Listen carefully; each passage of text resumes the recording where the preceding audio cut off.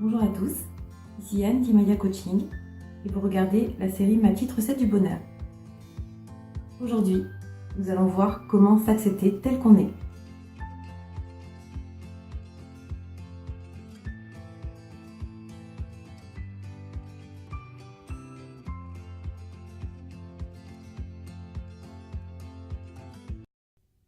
Nous avons parfois des difficultés à apprécier la personne qu'on est, telle qu'on est. Nous avons tendance à regarder un petit peu ce que les autres font et comment ils se comportent, comment ils sont, quelles sont leurs qualités physiques que nous n'avons peut-être pas, à ne pas apprécier la personne que nous sommes. Nous avons tendance à regarder ce qui se passe à côté et à se dire que l'herbe est plus verte chez le voisin. Alors il est parfois important de refaire un point un petit peu sur comment s'accepter tel qu'on est. Le point numéro 1, c'est de faire une liste de nos qualités.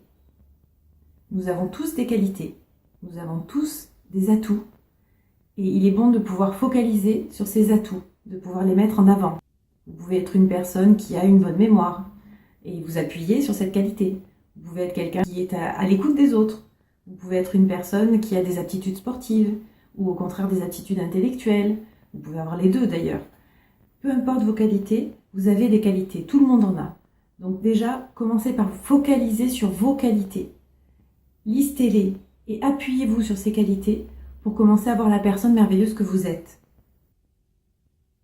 La deuxième clé, c'est d'arrêter de se comparer aux autres. Arrêtez de vouloir absolument ressembler à la personne que vous n'êtes pas. Commencez par déjà devenir la personne que vous êtes. C'est ça le plus important. Les personnes autour de vous sont certainement aussi pleines de qualités, mais il est inutile de vouloir absolument avoir des choses que vous n'avez pas ou que vous n'êtes pas. Soyez déjà heureux de ce que vous êtes. Les personnes qui ont des qualités n'ont pas plus de qualités que les vôtres. Elles ont des qualités différentes. S'accepter tel qu'on est, c'est déjà accepter nos qualités, les valoriser. Votre entourage ne sera capable de valoriser vos qualités que si vous-même en avez conscience. On ne peut pas valoriser une personne qui est elle-même tout le temps en train de se dénigrer. Donc commencez déjà par vous valoriser vous. Et l'entourage suivra.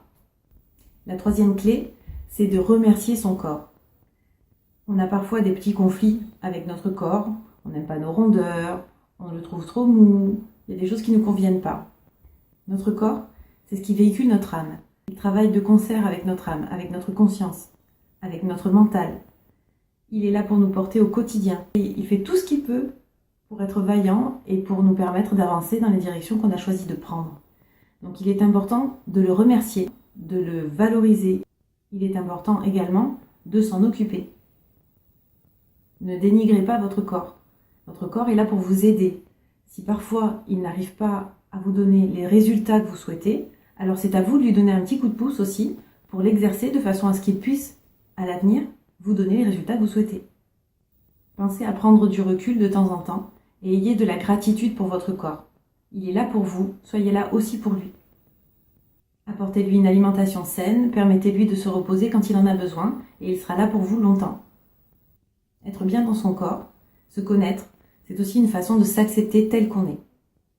Alors n'hésitez pas à passer du temps sur ce genre de choses. C'est très important d'être dans le bien-être et d'être en phase avec son corps pour pouvoir s'accepter tel qu'on est. Le quatrième point, c'est de se parler comme on parlerait à un ami.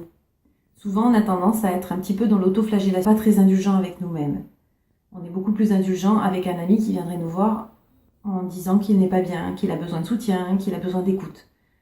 Commencez par être indulgent et bienveillant envers vous-même. Pour vous accepter vous-même, commencez par vous parler gentiment. Parlez-vous comme vous parleriez à un ami. Soyez à l'écoute de vos besoins, soyez à l'écoute de vos envies. On n'est pas obligé d'être tout le temps dans la perfection. Au contraire, l'imperfection mène souvent sur des chemins qui nous apprennent beaucoup plus de choses que la perfection. Pour résumer, nous avons vu 4 clés. La première, c'est faire une liste de vos qualités. Si vous prenez conscience de toutes les qualités que vous avez, vous vous accepterez beaucoup mieux tel que vous êtes. La deuxième, c'est d'arrêter de vous comparer. Arrêtez de vouloir ce que vous n'avez pas. Les autres ont des qualités, mais vous en avez également. Soyez heureux de ce que vous avez. La troisième, c'est penser à remercier votre corps. Ayez de la gratitude pour lui. Il vous porte tous les jours, il vous aide à aller vers les objectifs que vous vous fixez. Donc, plus vous aurez de la gratitude envers lui, plus vous l'accepterez tel qu'il est, et plus il vous mènera loin. Prenez soin de lui, comme il prend soin de vous. Et enfin, la dernière clé, c'est de savoir se parler comme on parlerait à un ami.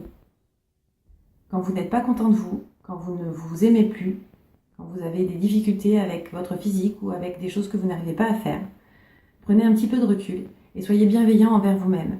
Parlez-vous comme vous parleriez à un ami. Rassurez-vous.